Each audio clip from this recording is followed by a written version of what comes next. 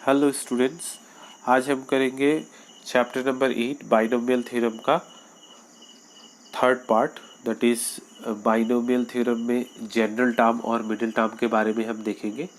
तो हमें क्या मिला है binomial theorem a plus B whole to the power n is equal to N C zero A to the power n plus N C one A to the power n minus one B to the power one plus N C two A to the power n minus two B square plus N C three A to the power n minus three B cube plus dot dot dot N plus N C R A to the power n minus R B to the power r plus dot dot dot plus N C N whole to B to the power n। तो इसमें से ये जो term है हमारा, इस term को हम बोलते हैं जनरल टर्म। तो ये जो जनरल टर्म है इसे हम डिनोट करते हैं T R plus one is equal to N C R A to the power N minus R B to the power R से। तो ये फॉर्मूला एक्चुअली बनता है हमारा जनरल टर्म का फॉर्मूला। अब जनरल टर्म का मतलब हम क्या बोल समझते हैं, ये वो टर्म है जिससे हम बाकी सारे टर्म को निकाल सकते हैं। अब देखिए, सबसे पहले अगर हमको फर्स्ट टर्म निकालना है, मान लीजिए T1 आपको निकालना है फर्स्ट टर्म।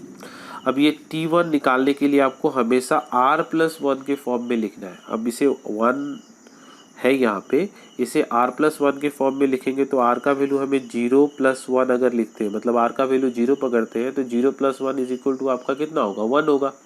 मतलब आप आर का वैल्यू क्या पकड़ रहे हो, जीरो पकड़ रहे हो।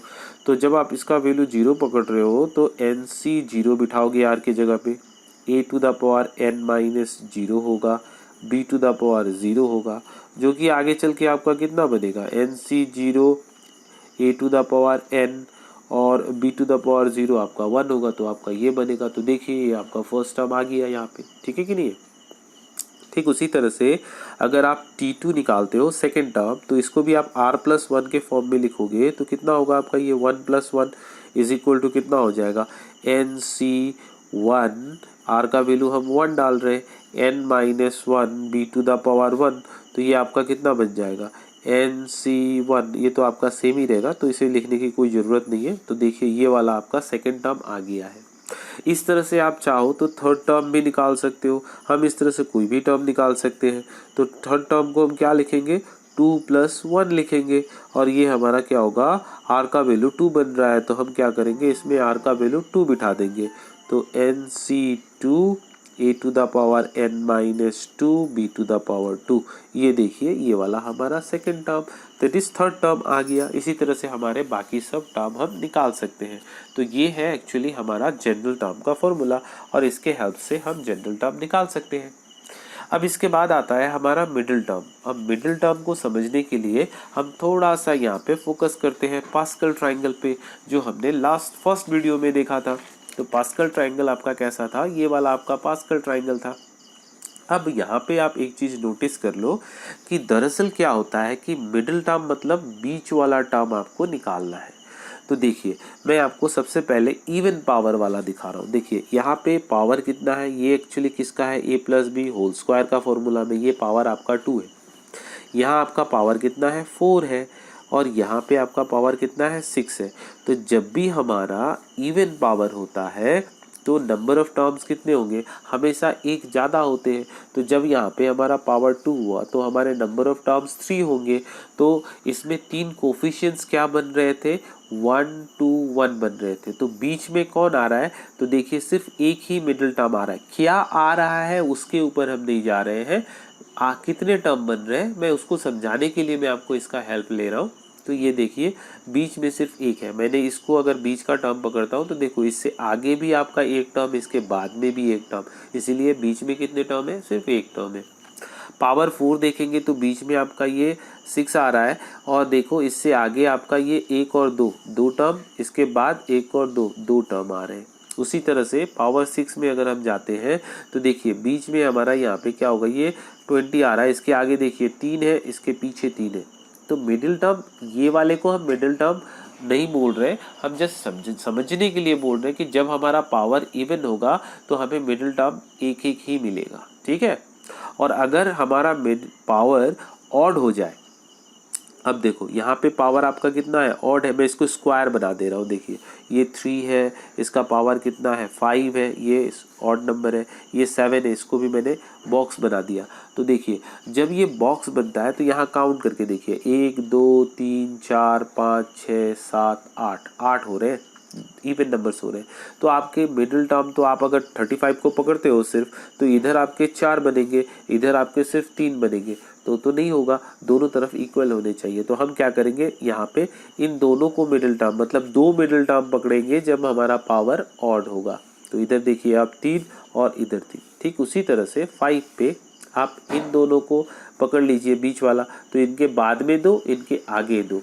तो इसका मतलब ये हुआ कि जब हमें मिडिल टर्म निकालने को लिए दिया जाए, हम देखेंगे बाइनोमियल जो टर्म होगा उसका जो पावर होगा वो पावर इवन है या ऑड है। अगर पावर आपका इवन आता है तो आपको सिर्फ एक मिडिल टर्म मिलेगा, और पावर अगर आपका ऑड आता है तो आपको 2 मिडिल टर्म मिलेंगे। अब इसे हम करके देखते हैं प्रैक्टिकली ये कैसे होता है। देखिए तो यहाँ पे हम यहाँ पे लिख लेंगे कि मिडिल टर्म में, जैसे मैं मिडिल टर्म निकालना चाहता हूँ तो मिडिल टर्म मैंने लिख लिया, यहाँ पे हमारा काम है मिडिल टर्म निकालना।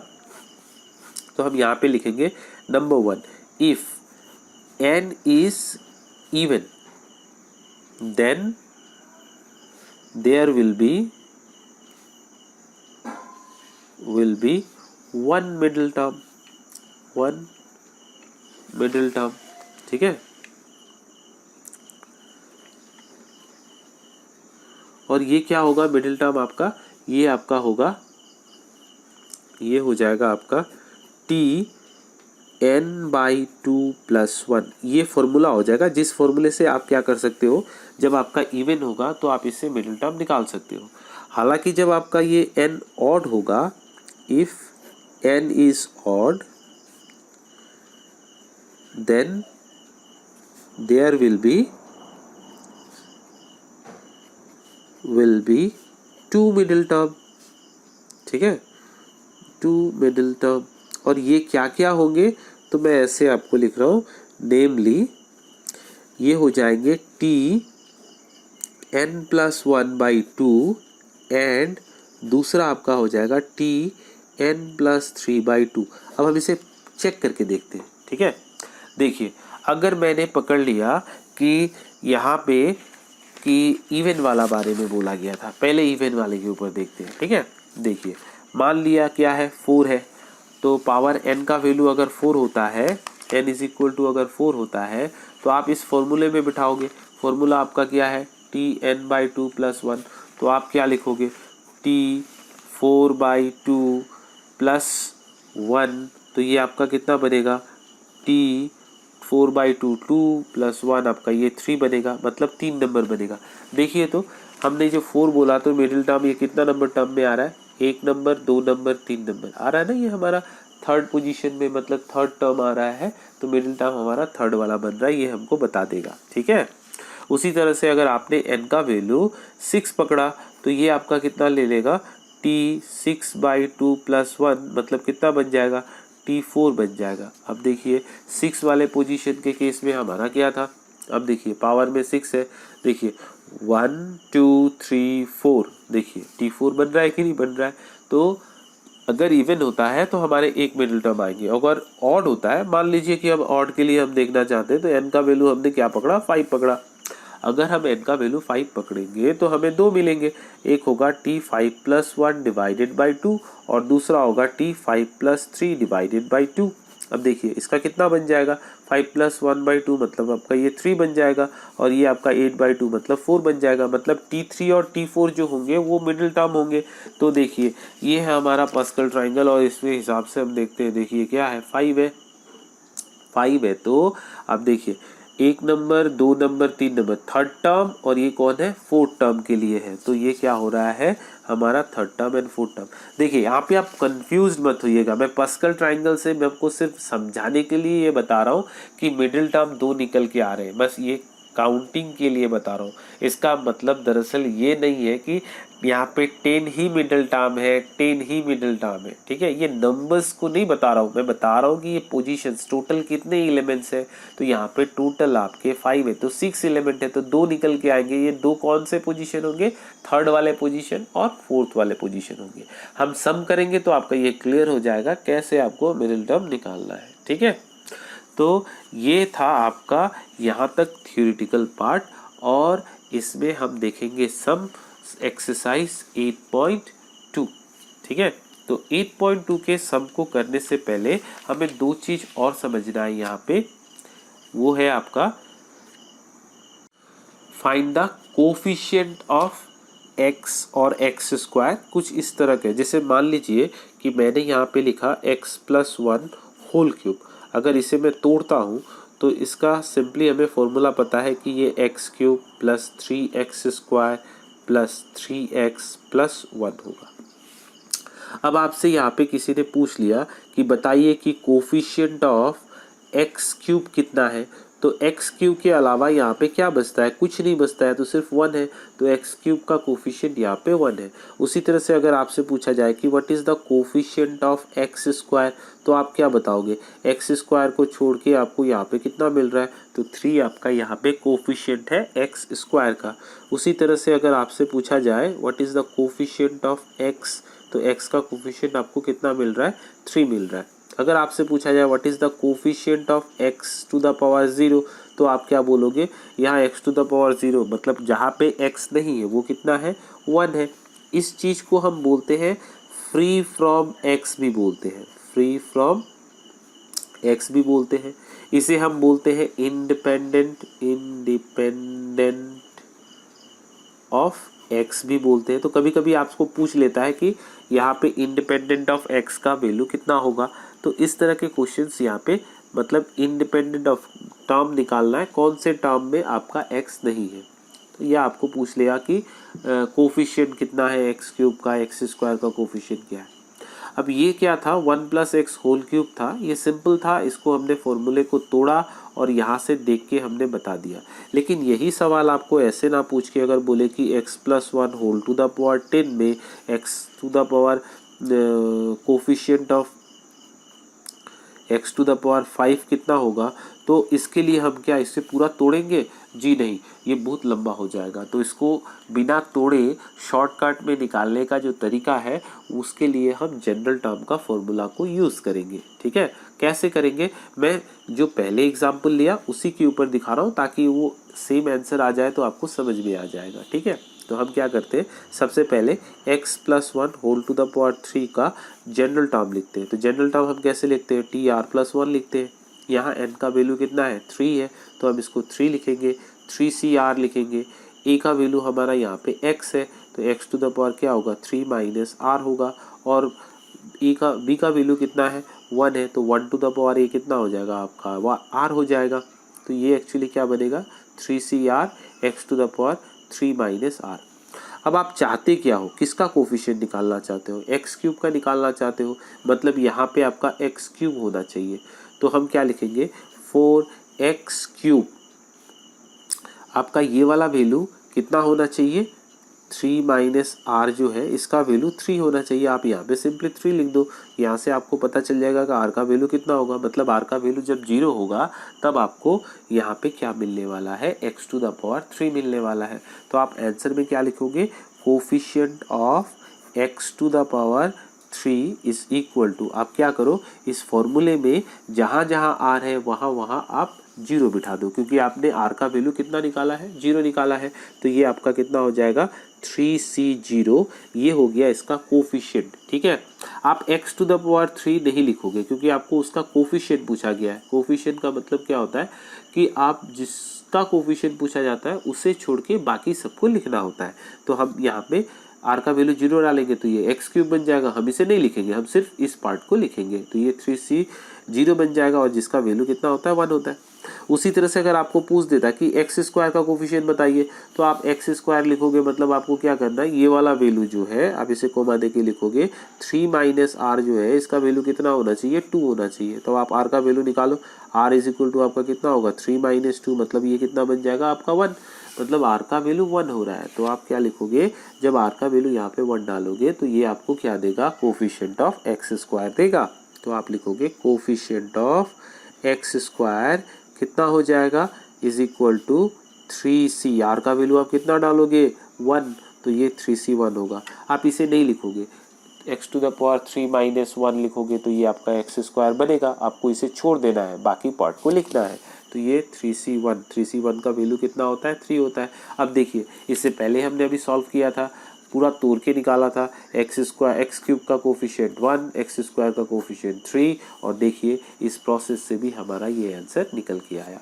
तो दरअसल इसके मदद से हम ये निकाल सकते हैं। लेकिन एक चीज़ आप यहाँ पे याद रखोगे कि आर का वैल्यू कभी भी फ्रैक्शन में नहीं आना चाहिए, आर का वैल्यू हमेशा होल नंबर आएगा, ठीक है। अगर फ्रैक्शन में अगर आर का वैल्यू आता है तो आप बोलोगे कि जो चीज़ पूछा गया है, जो कोफिशिएंट पूछा गया है, वो कोफिशिएंट वहाँ पे हमें नहीं मिलने वाला है, मतलब वो 0 होगा डेफिनेटली, क्योंकि वो पावर उस एक्सपांशन में एग्जिस्ट नहीं करता, ठीक है। अगर दरअसल आपको इसी क्वेश्चन में पूछ लेता कि बताओ coefficient of X to the power 5 कितना होगा, अब एक्स टू द पावर 5 यहाँ तो है नहीं, तब भी हम निकालने की कोशिश करते हैं। देखिए कितना होगा, 4x टू द पावर 5, हम क्या करेंगे, 3 माइनस आर का वैल्यू 5 लिखेंगे, तो यहाँ हमारा आर का वैल्यू कितना आ जाएगा, 3 माइनस 5। देखो ये नेगेटिव हो गया, आर का वैल्यू नेगेटिव भी नहीं हो सकता, आर का वैल्यू फ्रैक्शन भी नहीं हो सकता।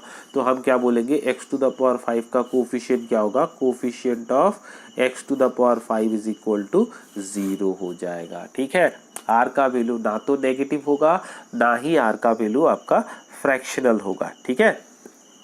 अब इसके बेसिस पे हमें एक्सरसाइज 8.2 के सम को करना है। तो 8.2 का मैं पहला सम यहाँ पे ले रहा हूँ, क्वेश्चन एक्सरसाइज 8.2।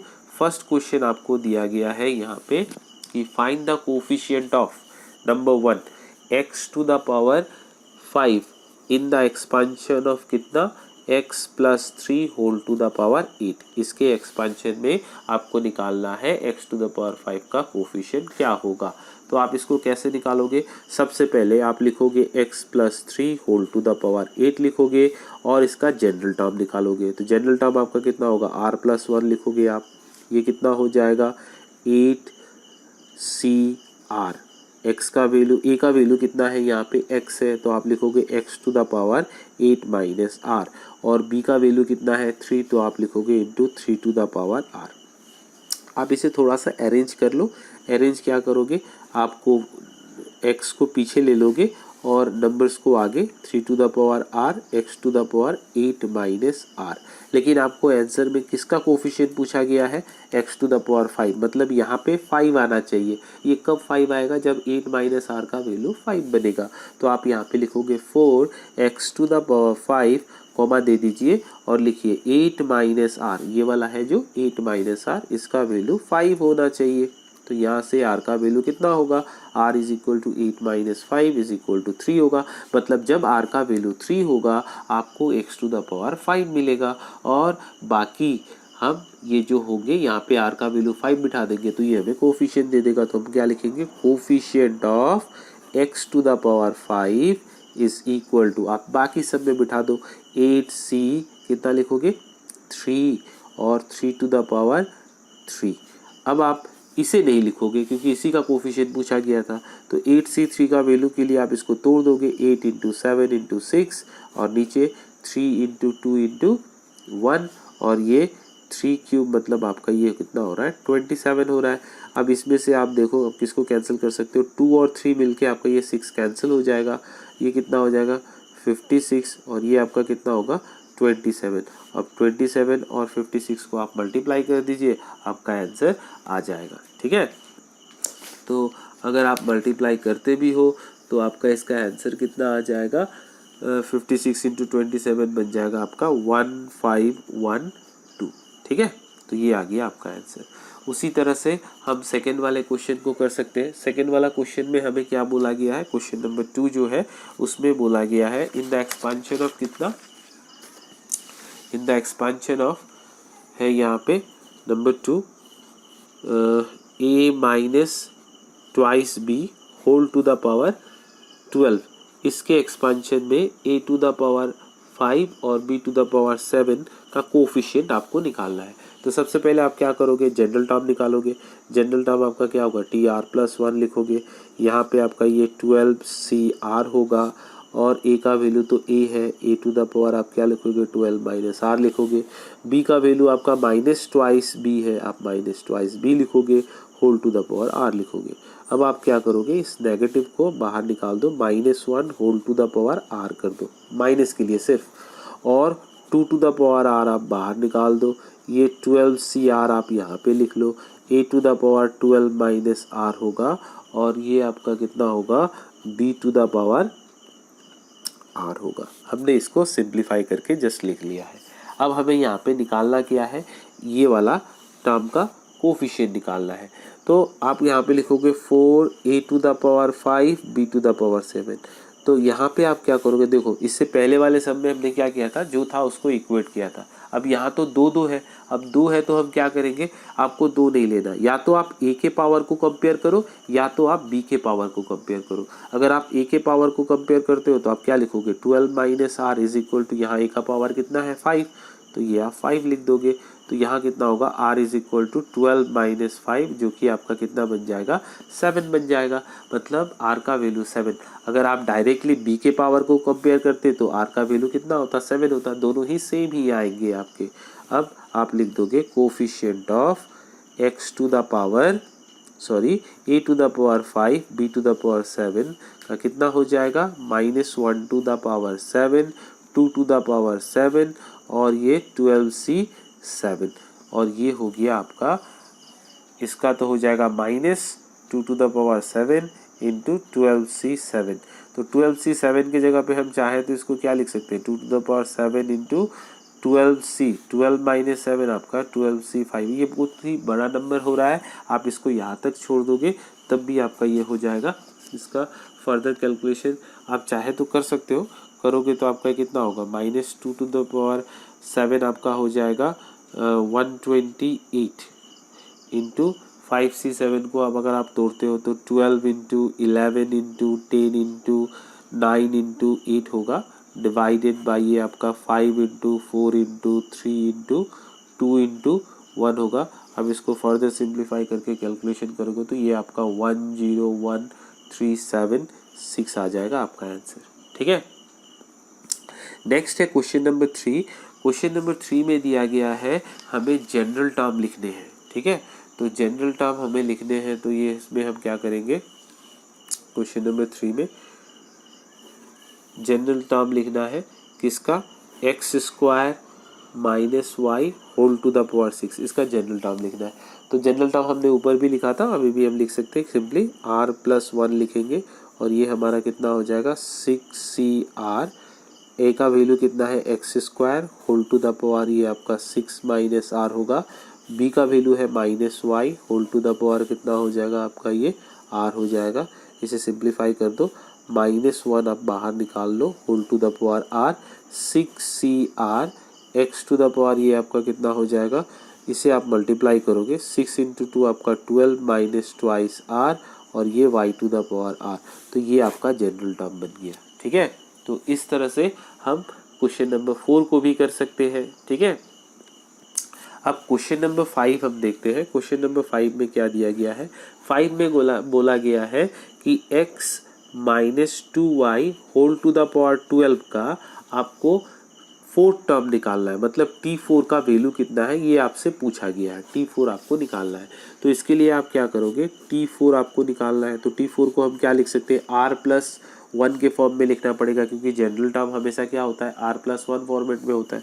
तो 4 की जगह पे हम क्या लिख सकते हैं, 3+1 लिख सकते हैं, तो मतलब r का वैल्यू 3 होगा। तो आप क्या लिखोगे, 12C3, e का वैल्यू आपका कितना है x to the power 12 minus 3, b का वैल्यू आपका कितना है -2y whole to the power 3। तो ये आ गया आपका। अब इसको सिंप्लीफाई कर दो, सिंप्लीफाई करोगे देखिए -2 होल टू द पावर 3 है, मतलब इसका तो आपका पावर ऑड हो जाएगा, पावर ऑड है, इसकी वजह से ये क्या होगा माइनस हो जाएगा। ये होगा 12c3 x to the power 12 minus 3 आपका ये 9 हो जाएगा, ये 2 टू द पावर 3 आपका ये 8 हो जाएगा और ये y क्यूब हो जाएगा। तो इसको अगर हम तोड़ते हैं तो 12 into 11 into 10 divided by 3 into 2 into 1 इधर होगा 8 into x to the power 9 y to the power 3। ठीक है, अब यहाँ पे अगर हम कैंसिल करने जाए तो 3 2 से काटेंगे तो 6, ये 2 होगा, ये कितना होगा 2 इंटू 8 आपका होगा 16, 16 इंटू 11 हो जाएगा आपका 1760 minus x to the power 9 y to the power 3। ये हो गया आपका आंसर। ठीक है, तो इस तरह से आप क्वेश्चन नंबर 6 का भी कर सकते हो।